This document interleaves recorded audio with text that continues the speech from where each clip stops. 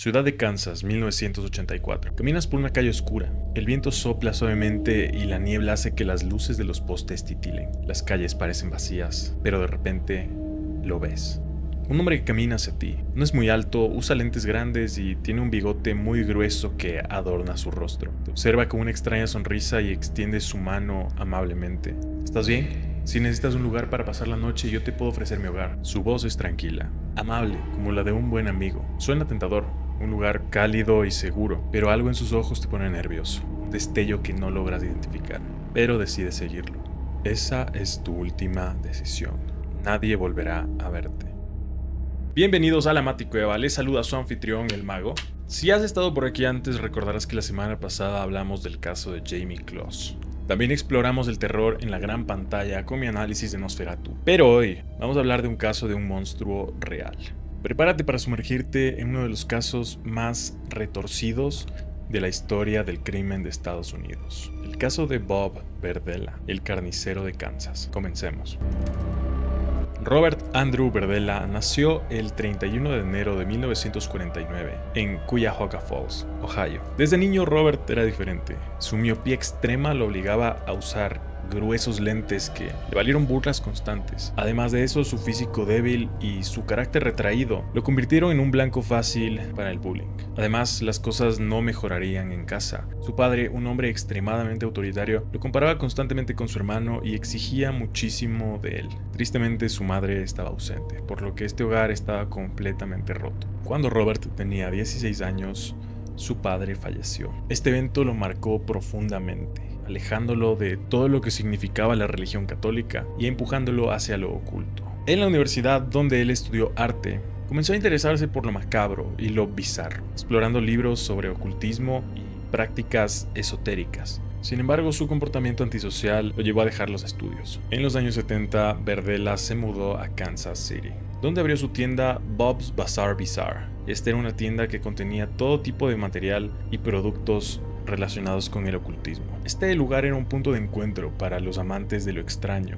Podías encontrar cráneos decorativos, animales embalsamados, libros de magia. Aunque su fachada era la de un excéntrico coleccionista, esta tienda le permitió conectar con jóvenes indigentes que estaban en situaciones complicadas y sobre todo muy vulnerables. Berdella tenía un método claro para atraer a sus víctimas. Como la gran mayoría de asesinos seriales, tenía un carisma impresionante y se mostraba muy amable y caritativo, ofreciendo ayuda financiera, comida o un lugar para quedarse. Así conoció a sus primeras víctimas. Jerry Howell, un conocido de Berdella desde hace varios años, se convirtió en su primera víctima. Berdella lo trajo a su casa el 5 de julio del 84, ofreciéndole llevarlo a un espectáculo fuera de la ciudad. Confiado, Jerry aceptó, pero esa invitación sería el principio del fin para él. En la casa de Berdella los hechos tomaron un giro siniestro. Jerry fue drogado con una combinación de alcohol, Valium y acepromacina, un potente sedante para animales. Fue el inicio de una serie de torturas que Berdella registró minuciosamente en un diario personal. Este registro sería una de las evidencias más perturbadoras encontradas por las autoridades. Durante 28 horas, Jerry fue brutalmente agredido. Berdella lo violó repetidamente, utilizando herramientas para intensificar el sufrimiento. En sus notas, Berdella describió sus métodos específicos utilizados para mantener a Jerry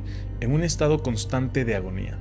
Desde descargas eléctricas aplicadas en sus genitales hasta agujas que introdujo en diversas partes del cuerpo. La causa de muerte de Howell fue una asfixia causada por vómito derivada de los sedantes y la tortura constante. Berdella, calculador y sin remordimiento, desmembró el cuerpo en su bañera, utilizando un cuchillo y varios tipos de sierras. Los restos fueron colocados en bolsas de basura y dejados afuera, como si fuera basura ordinaria.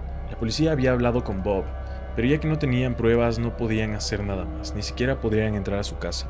El padre de Jerry, Paul Howell, siempre sospechó de Berdella, ya que él sabía que su hijo frecuentaba la tienda de este hombre, que realmente no le inspiraba mucha confianza. Paul solía vigilar la casa de Bob desde alguna distancia, a ver si es que veía algo raro, si es que podía fotografiar algo para tener evidencia, ya que su anterior denuncia no había llevado a nada. Robert Sheldon conoció a Berdella y, en un momento de necesidad, se quedó en su casa en abril de 1985. 2 días después de su llegada, Berdella decidió que sería su próxima víctima.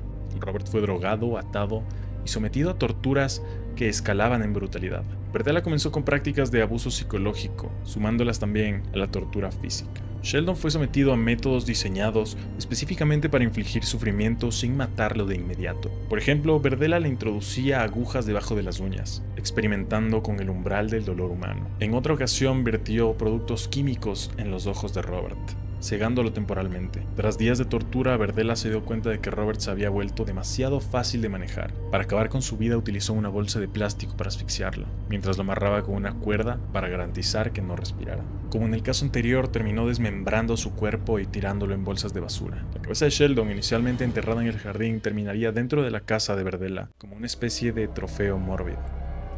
Mark Wallace, de 27 años, tenía una relación extraña con Berdella. Había trabajado en su jardín en varias ocasiones, por lo que confió en él cuando buscó refugio durante una tormenta en junio del 85.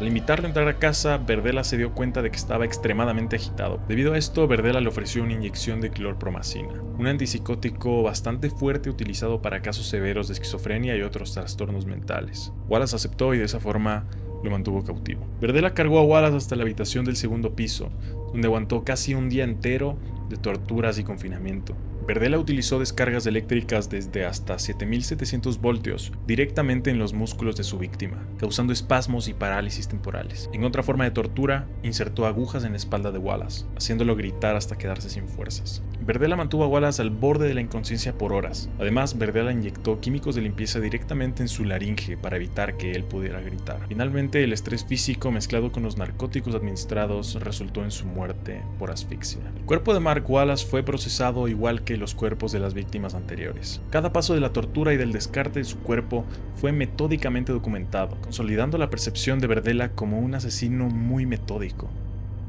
James Ferris, de 25 años, otro conocido de Berdella, aceptó quedarse en su casa la noche del 26 de septiembre de 1985. Sin sospechar nada, Ferris cayó en las garras de este asesino al ser drogado y atado en su cama, marcando el inicio de una de las sesiones de tortura más brutales en la serie de asesinatos de Berdella. Ferris fue objeto de una amplia gama de torturas físicas, y Berdella intensificaba el dolor administrándole descargas eléctricas en zonas sensibles del cuerpo, pero esto no fue suficiente. En un acto de crueldad absoluta, Berdella insertó agujas calientes en el cuello de Ferris, causando daño severo y un sufrimiento inimaginable. Cada una de estas acciones estaba documentada perfectamente en su diario, donde se detallaba el momento exacto en el que Ferris empezó a disvariar del dolor. 27 horas estuvo atrapado en este infierno diseñado específicamente para causarle dolor. Finalmente, Ferris murió, debido al estado de sedación inducida. Todd Stubbs, de 23 años, y su esposa conocían a Berdella desde 1984, cuando vivieron brevemente con él. 2 años después, el 17 de junio de 1986, Stubbs accedió a ir a casa de Berdella cuando se lo encontró por casualidad. Esta decisión sellaría su destino.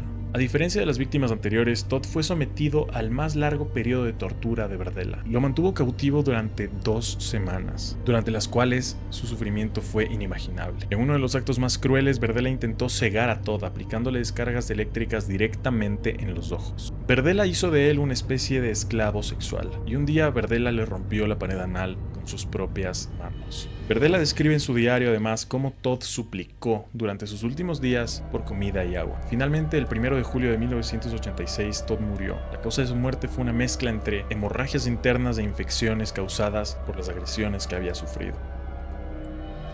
Larry Wayne Pearson fue su última víctima confirmada, también la que más tiempo pasó bajo su control. 6 semanas de un cautiverio prolongado y completamente sádico. Larry conoció a Berdella mientras visitaba su tienda de antigüedades, y eventualmente aceptó quedarse en su casa por unos días. Berdella inició sus ataques en junio de 1987, sometiéndolo a un catálogo de atrocidades que demuestran su evolución como torturador. Larry fue electrocutado continuamente en varias áreas sensibles de su cuerpo. Berdella también introdujo agujas y objetos cortopunzantes en su cuerpo. Ató un alambre de piano alrededor de las muñecas de Pearson tan fuerte que causó daño permanente en los nervios. Además, Berdella incluyó humillaciones psicológicas al obligarlo a llamar al asesino amo durante las sesiones de tortura. Después de semanas de sufrimiento, el 5 de agosto de 1987, Larry intentó escapar, pero su resistencia solo provocó la ira de Berdella. Lo golpeó repetidamente con una pala, lo dejó inconsciente y eventualmente lo asfixió y lo mató. Como en el resto de casos, Berdella desmembró a su cuerpo y enterró la cabeza de Larry en su jardín.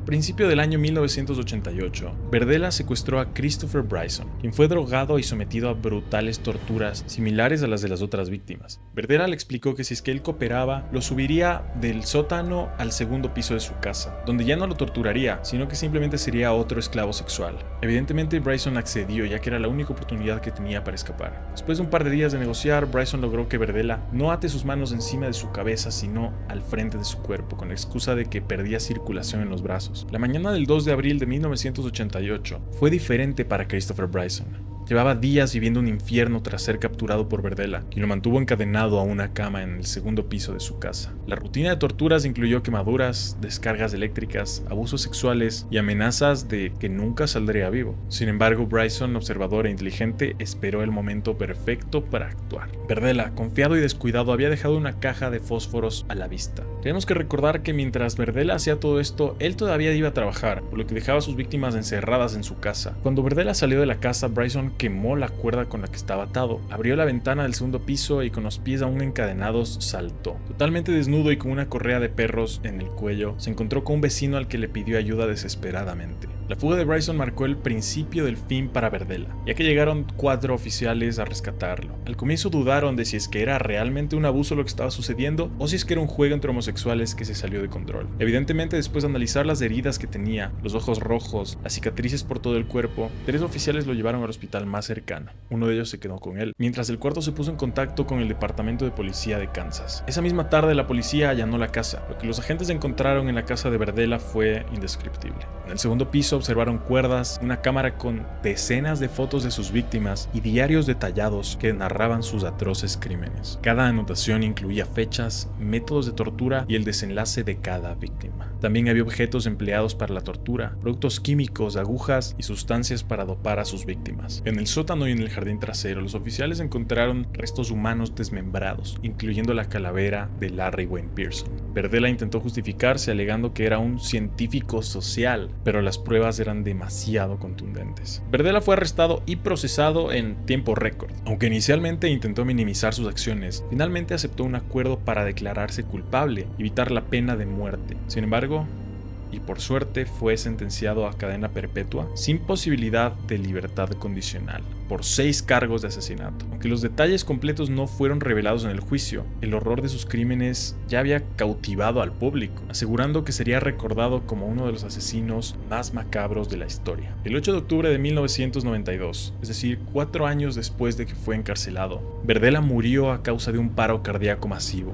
Nunca mostró remordimiento por sus crímenes, dejando un legado de sufrimiento y muerte. Algunos teóricos aseguran que pudo haber cometido más asesinatos de los oficialmente reconocidos, pero con su muerte muchas preguntas quedaron sin respuesta. También existe la película Berdella, del 2009. En esta película adaptan su vida, pero evidentemente se toman ciertas licencias creativas. Esta película generó muchísima polémica ya que tenía escenas extremadamente gráficas. Aunque lo interesante de la película es que se utilizan citas directas de frases reales que Berdella tenía en su diario personal. Este fue el caso de Bob Berdella, el carnicero de Kansas. Un hombre que ejemplifica el terror en el mundo real. Si te interesa este tipo de contenido, no olvides revisar mi otro video de True Crime o mis análisis de películas como de Nosferatu.